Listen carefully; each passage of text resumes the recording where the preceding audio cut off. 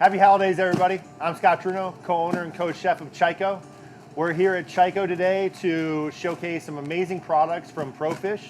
Our good friends at ProFish started a wholesale delivery at home concept, so you can get really great seafood at home through ProFish. And today, they sent me, voila, they sent me some live lobsters. So what we're gonna do today is we're gonna break down a live lobster so you're comfortable at home breaking down a live lobster. A couple things that I always think about when I'm cooking is first and foremost quality of product. So thankfully we have some really beautiful Maine lobster here. So we have checkmark quality product. The next thing is what tools are we using to make this the best possible dish that we can possibly make. So in the instance of this, when we're breaking down a live lobster, we need a sturdy knife. So, you know, typically I always use Japanese steel knives, carbon steel, so a little bit finer, nicer blades. Not something that we want to use to be chopping lobster shells, bones, that sort of thing. So in this case, we use, you know, I always have a few kitchen knives at my house here that are kind of industrial, sort of German steel, heavy, sturdy knives. So that's the first thing we need, is a good sturdy knife that you're not too afraid you might chip it on a bone or a piece of lobster shell. So just make sure you have a really good sturdy knife. Next thing you need is a good kitchen towel. So just a good heavy kitchen towel is what we need here, because a lot of the points on the lobster are sharp. We want to protect our hands with a nice kitchen towel.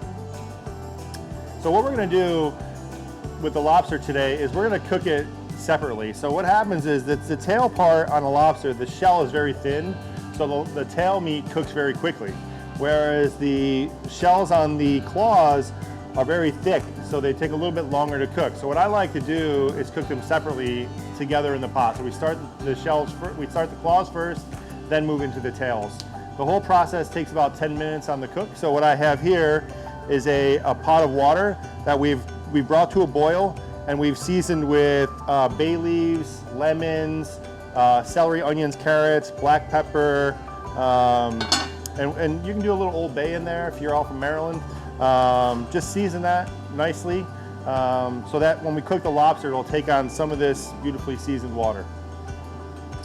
First thing we're going to do here when we break down the lobster is we're going to dispatch it as quickly as we can. So we're going to take our sharp knife, we're going to hold the tail with a towel, then we're going to take the sharp knife and we're going to dispatch it right through the head as fast as we can. Just like that. See, we want to just basically go right through there, immediately dispatching the lobster. Now, like I said, once we've dispatched the lobster completely, we're going to separate the tail and we're going to separate the claws, and like I said, we're going to cook them separately. So I'm just simply going to pull this back. You'll see a little crease right here between the head and the tail. You're just going to cut that off just like that, okay?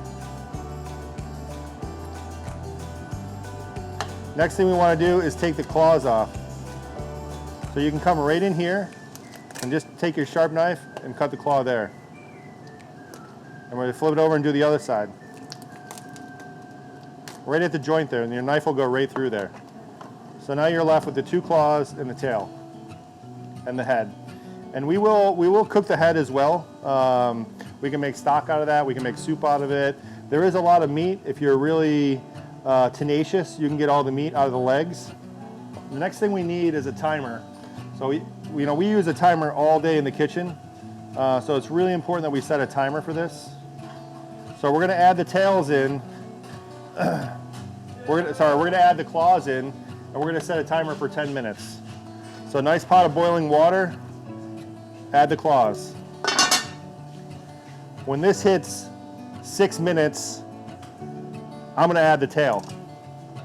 Okay, everyone, our timer's down to 6 minutes, so now we're going to add the lobster tail. Okay, our timer went off. Now we're going to pull the tails out right into an ice bath. So then we got the lobster tail, we got the claws,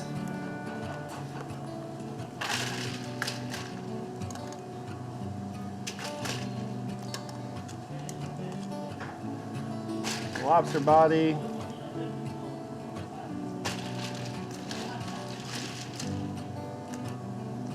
It's really important that we get this shocked immediately in ice water. We want this cooking process to stop immediately so we don't overcook our lobster. Okay, everybody, now that we've cooked the lobster, we have it in ice bath chilling. This is gonna take about 8 to 10 minutes to thoroughly chill. Once that happens, we can remove the lobster. So we have the claws that we separated. We have the tail. And we have the head and the body.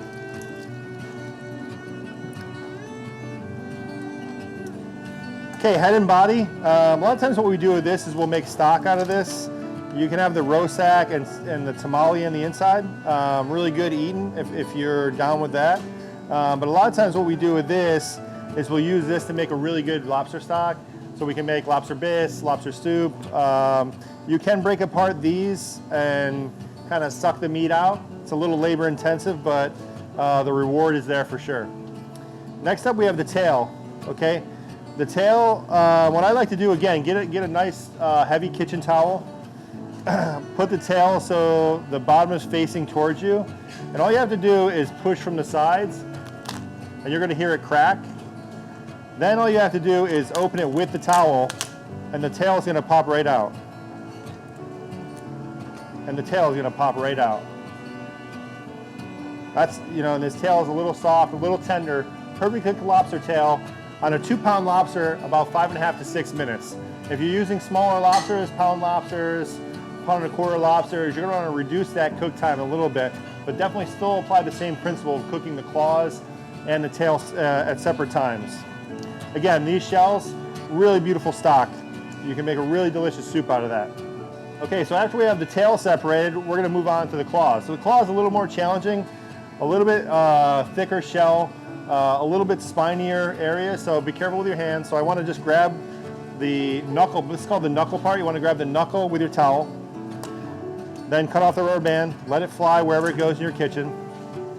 Then we wanna take this little pincher at the bottom here and gently just move it back and forth. There's a piece of cartilage that goes right through here attached to this. If you gently remove it, it'll come right out with it. So that way you're not eating that, and then you'll have that piece left there.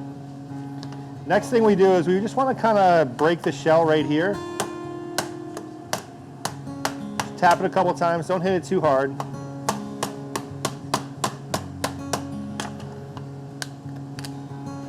We're just cracking the shell gently. I'm just going to pull it off gently.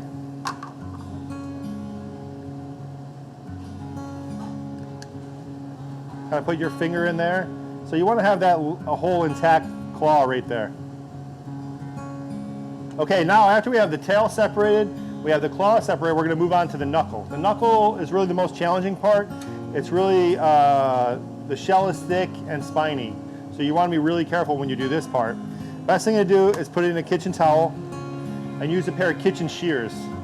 So industrial thick shears. So we're basically just going to take this and guide the scissor along the top of it, cutting the shell. And what you can do is make 2 cuts. So I made a cut all the way through the top. You can make a cut all the way through the bottom as well. We're basically just going to kind of ride the scissor along the top, completely cutting this in half. And then gently pull out the knuckle meat.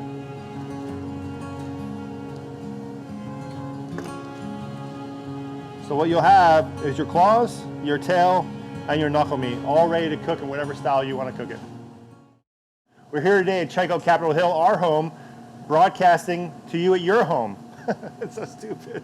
Jesus.